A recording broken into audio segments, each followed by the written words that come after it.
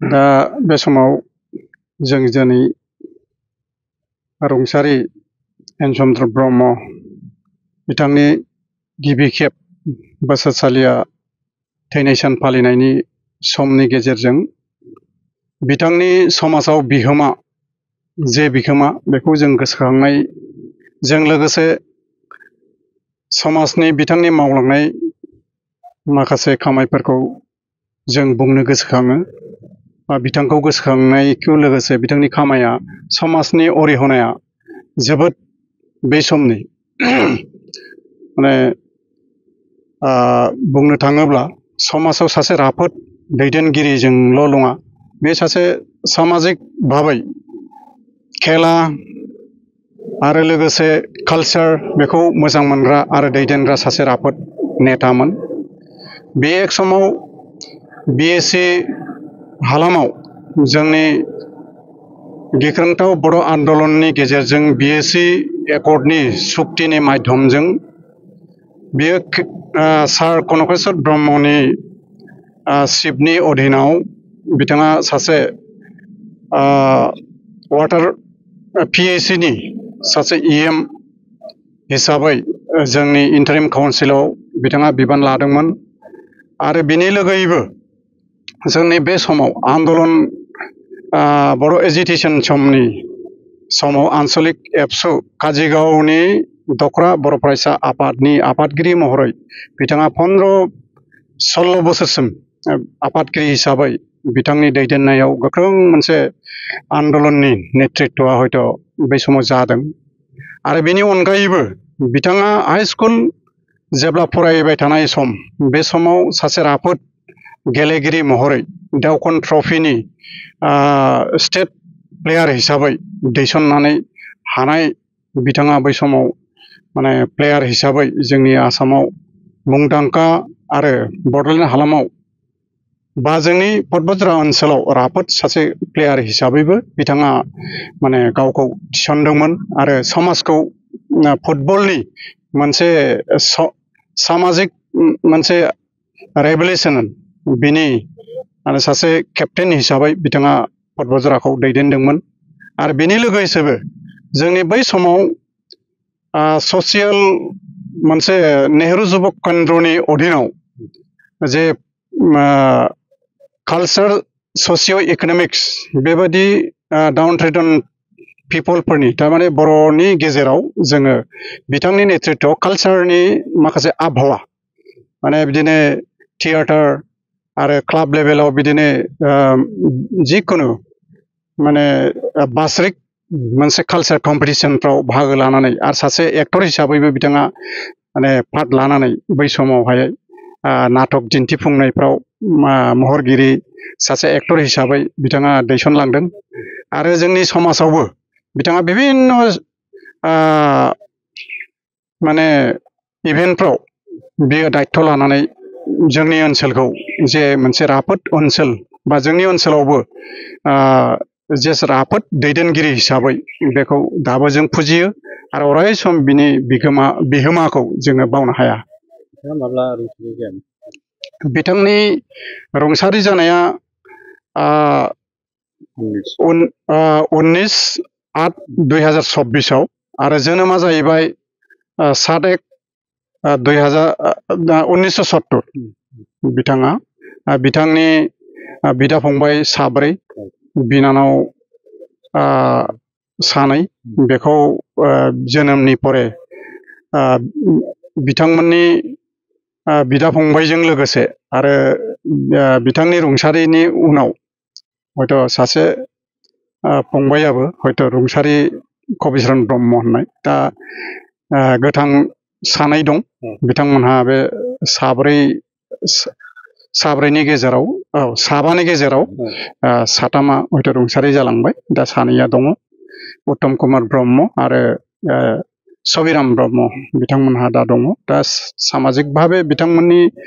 जिउआव आरो बिसोरनि संसाराव बिसमा ब्रह्म बिथांनि अनजालि बिसि आरो फिसाजो लनिका ब्रह्म आरो फिरफिला ब्रह्म बिथांमोनहा फिसाजो सानै दा बर्थमान दङ खोब मोजाङै संसारा सोलिनानै दं जों सानो जे बिथांमोननिसिम जोंनि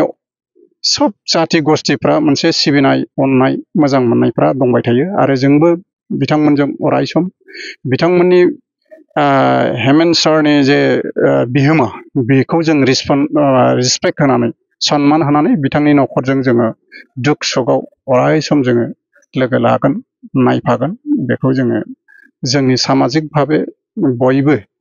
जोंनि समाजाव ओंखारग्रा साफ्रोमबो राफोद दैदेनगिरिफ्रानो हयथ' बे बिहोमाखौ गोसोखांनानै अराय सम लोगो थागोननि मोनसे मिजिं जों लुबैयो आरोखि खुलुमबाय बयनिसिमबो आरो नोंथांमोननि बड'लेण्ड रादाब चेनेलनिसिमबो आं साबायखर जासिबाय दिनै बिथां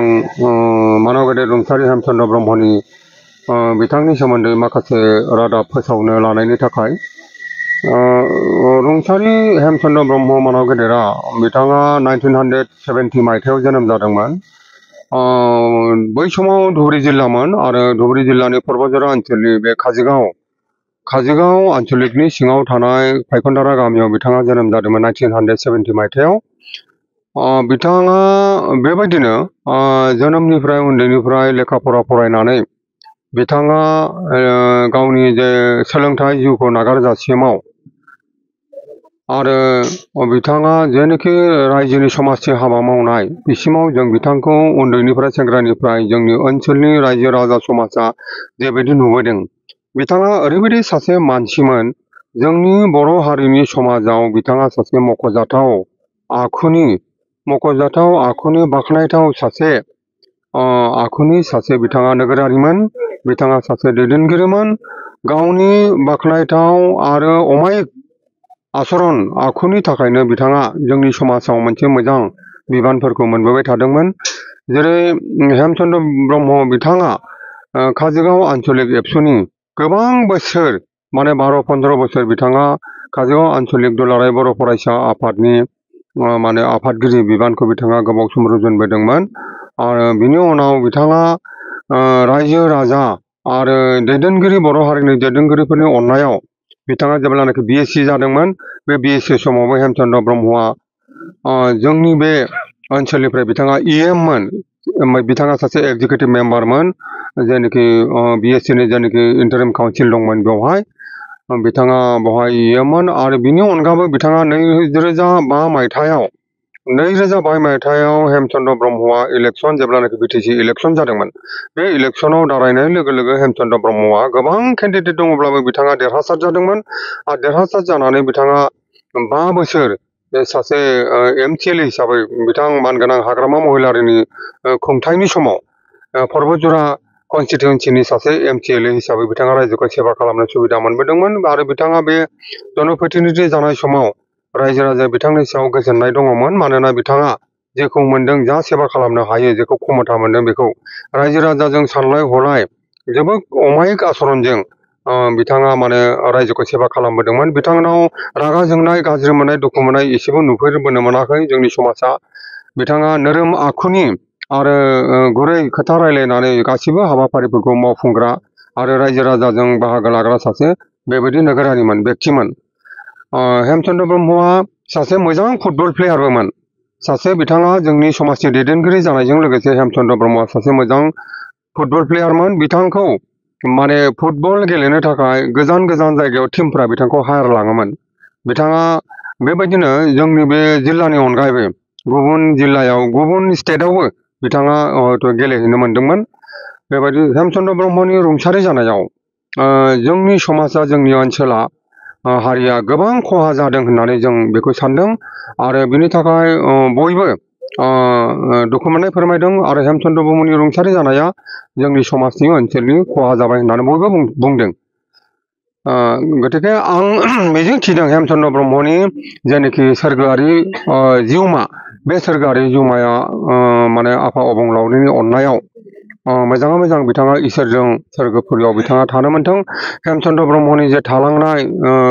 बिथांनि अनजालि बिसिजों लोगोसे सानै फिसाजो बिथांमोनहा इसोरनि अननायाव जाहाथे मोजाङैनो मोजां बिथांमोननि जिउ संसारा मोजाङै मोजां जाहाथे दैदेनलांनो हायो बिनि थाखाय आं इसोरनाव आरज गाबो। दिनै हेमचन्द्र ब्रह्मनि नैथि रुंसारि सानाव जेनाखि जग्याहुति होनायनि गेजेरजों फालिनाय जादों। प्रथम माने श्राद्धनि उनाव दिनैनो बेखौ बोसोरिखिया हिसाबै बोसोरारि हिसाबै फालिजेननाय जादों। बेवहाय हेमचन्द्र ब्रह्मनि जेनाखि जीवात्मा सदगतिनि थाखाय जोंनि ब्रह्म धोरोमनि नीति बायदि जग्याहुति होनाय जादों। बे जग्याहुतियाव माने आगोलबो श्राद्धआव प्रथम रुंसारि जाजेननाय श्राद्धआव 7 जन सप्तऋषि हिसाबै सप्तऋषि माने बेदनि शास्त्र बायदिनि नीति बायदियै माने 7 जन पुरहितनि दारै बिथांनि श्राद्धखौ खालामनाय जादोंमोन। आरो दिनैबो सेथि बोसोरारि फालिनाय समावबो बे दिनैनि बे गोथार सानावबो माने सप्तऋषिनि नीतिजों 7 जन पुरहित लानानै बिथांनि आद्य श्राद्धखौ माने जग्याहुतिनि गेजेरजों बिथांनि जीवात्मा मुक्तिनि थाखाय शान्तिनि थाखाय जग्याहुति होनाय जायो। बे रादाबखौ नोंथांमोननि चेनेलाव रायजो राजाफोरनो खोन्थानो मोननानै गोसोआव गोजोननाय मोनदों आरो बयनिसिमबो खुलुमनाय बावनाय जादों आरो हेमचन्द्र ब्रह्मनि न'खरनिसिम आं गोसो गोरबोजों बिथांनिसिम गाहाम हामलायनानै इसोरनाव आरज गाबनानै बेखौनो बुंनाय जाबाय।